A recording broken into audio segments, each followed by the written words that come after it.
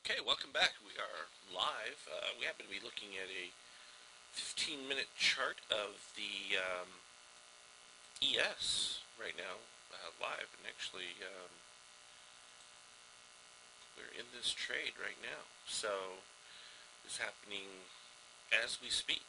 And this will be a good one because I think down the road we'll be able to show, because people had asked about how I handle getting into a setup, and I'll use the OSO orders. You could use OCO, which is just order cancels order. And what that does for me is it gives me a buy entry, allows me to have both a stop down below and a profit target. Now this is TradeStation's matrix, and so literally you can just slide the price up, click yes, and it will move accordingly.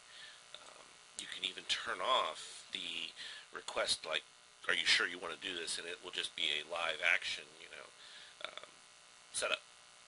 So that's currently what's going on there. Let me minimize that one because we really wanted to talk about the daily setup, and well, yeah, that was just an add-in contract-wise to what we were seeing right here with the green dot. That's a halibut. You're not going to see that from a dot alert, nor though I do get my dot alerts for the ES. I haven't made those generally available to anyone yet.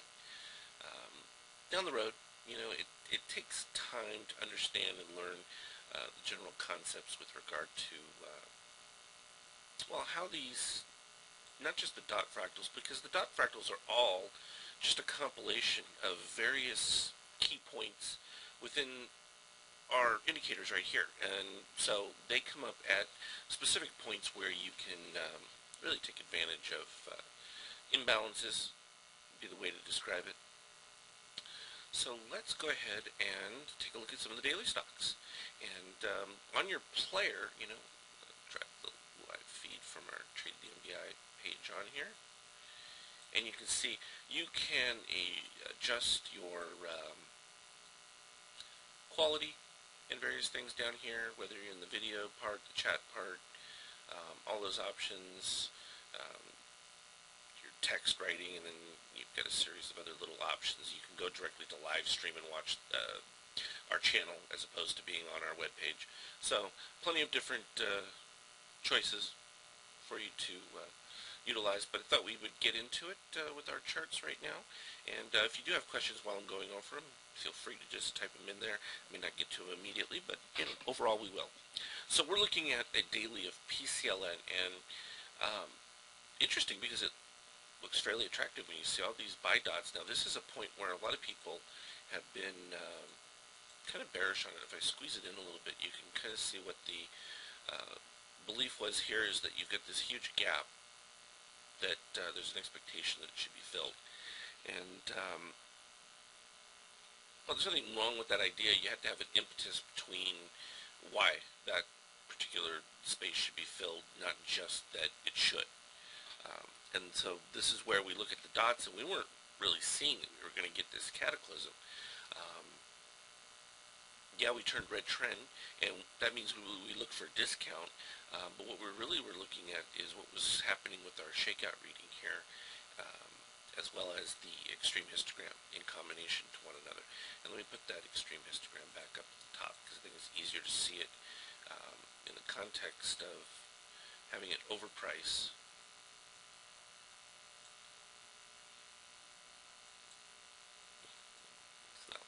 Change it. You can do it like that, and then just format, and we click no axis. And that'll do it. Plenty of different ways in TradeStation to make adjustments to your chart and various things. And the reason I put this on here is because what we wanted to see is, okay, what is the likelihood of, after a little bit of a bounce, retesting the low? And pretty good when we've dipped below this extreme histogram, and if I zoom in here, you get a little bit sharper view of it. We're right down here below the red line. Every time that happens, that when you get a pop, you have an expectation that you're going to retest these lows, and that's just because they've set that marker. And what they usually do, well, they'll bring price up, and at this particular point we look for the extreme to get near overbought. And what it is they're testing the overhead resistance. Okay, so as they bring price up, they're looking to see how many more shares come to the bid and the ask, so they can see generally whether or not they're going to have a hard time breaking out past price. Should they be taking a smaller range in their target? And that's what we get a good representation of in our extreme histogram. And that becomes very helpful, particularly when we get these kinds of dips. As we approach the low, you'll notice how much higher that extreme is. And this is just them allowing it. Okay, we tested the resistance, not too bad, so we're just going to back off. We're not going to offer anything at the bid. We're just going to let price decline. And this is generally the concept of what's taking place as you're looking at these indicators. I mean, it's just a practical application to what's going on. Now, we can then begin to scroll out here and look at it a little bit deeper. And when you start to look at that from a deeper standpoint, you get a little bit better view of conceptually what's happening. When we take a look at the shakeout here, as we were coming down, we ended up with this sort of cataclysm. Now, back here, from our power momentum, we could see that with the yellow above the blue here, that we were expecting price to fade in this kind of setup, because what we look for in this is where our blue is above the yellow as buying opportunities. And you can see it came perfectly when we had the orange dot, also corresponded to our MBI, which is that white candle, and that was pretty good there. And what we saw is a nice little pop-up, and then boom, yellow's back, so that suggests that we're probably going to see this decline. Should bring us back a little bit. Now, you have the catfish, and that's also the extreme fractal, and I had a question right before, and if I slide that up, let me slide price over a little bit, and you can see what it actually says there. So it gives you a reading, and it says extreme fractal. Then there's a white one that says extreme fractal target. So 650 is the overall upside target from this setup. But in red trend, I want to take that range, which in this particular case from 34 to 18, $16. I want at least a third discount out of that move. And so I'm not chomping at the bit to jump into this setup. I actually want to catch it as it's moving down. And this is a hard concept for some people, because they're saying, oh, but you got your buy dot.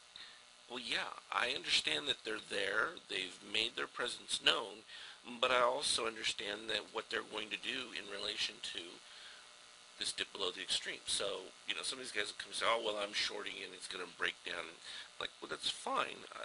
The difference is I'm not shorting this setup as much as looking for a little bit of a retrace into the setup, because the overall bias with this is long, and that's typically what happens is they'll look for buying their puts and everything, and it'll start out in the right direction, and then it turns around.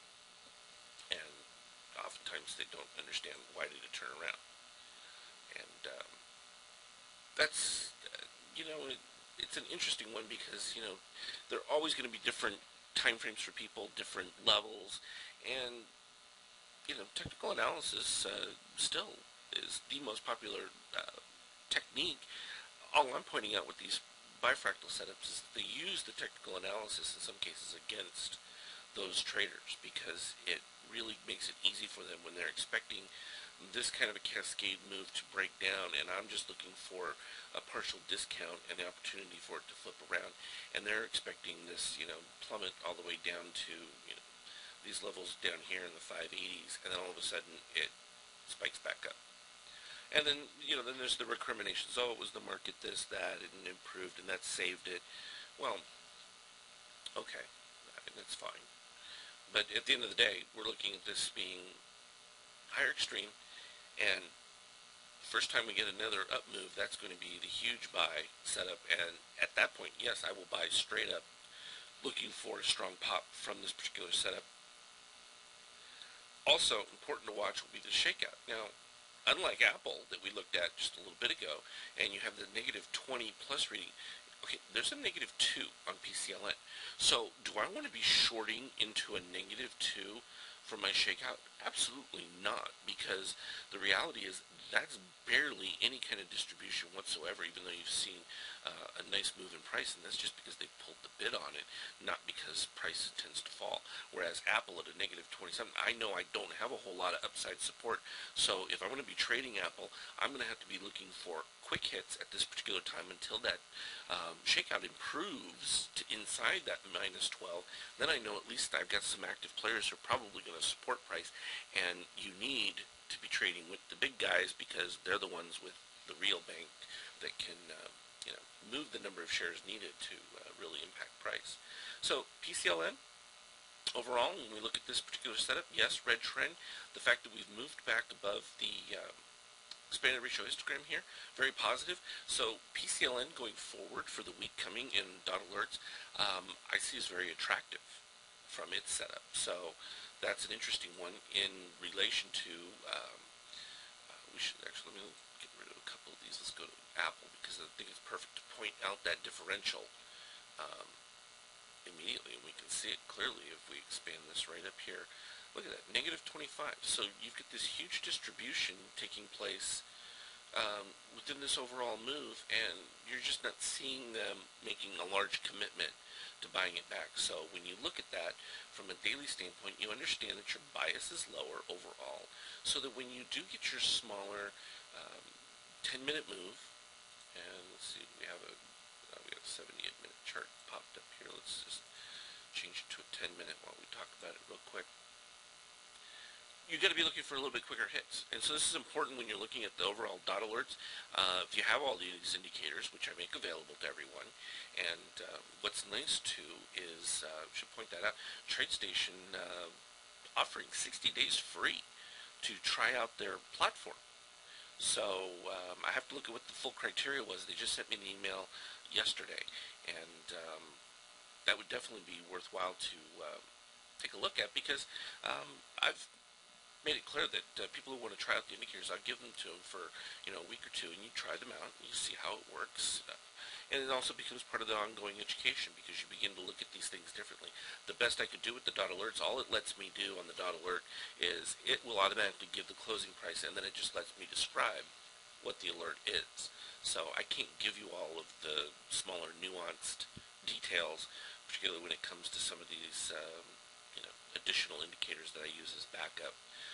Particularly coming off setups like this where you've got this very negative overall shakeout reading in relation to another stock that doesn't have it.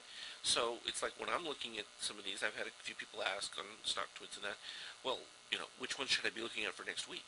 Well, this is where I start off with, and I look at these particular dailies, and it's like, okay, is Apple the strongest one? It was right back here when I had my GAM MBI. I was looking for a nice pop, but you'll notice how quickly we got to near overbought on the extreme histogram right here. As it gets closer to zero, you become more negative. Now, in this case, it was a lot easier to see because we ended up with a gray dot short setup right after it, and we had just about to turn back to a positive trend when it rolled back over, and then we started getting these setups. Now, am I buying the green dot when it dips below the extreme histogram negative 60? No. I'm looking for a significant discount. Now, in this particular case, it was a huge bar, so we were looking for a big drop down, and we're able to take that on the move back up, and then it had a nice quick pop to it. So this is typically how I look at these overall daily charts. Now, I talk about trend all the time too. Well, when Apple went red trend, and I show my expanded ratio histogram, and the easiest thing you can equate it to will be like an oscillator. And in this particular case, I refer to the expanded ratio histogram as a highway. And as long as you're between this magenta line and the green line, and the center line being even median, you're okay. It's when you start popping off towards the shoulders, and it's beyond the shoulders that really become attractive for me, because they become overall changes in the direction of the move. So that becomes critical, because we're an oscillator that gets up into the plus 70, plus 90 range for stochastics and all these. They become really ineffective at determining anything, because they're just in what everyone refers to as extreme overbought. Well, imagine if you then took a microscope within that and made a brand new chart of just that extreme level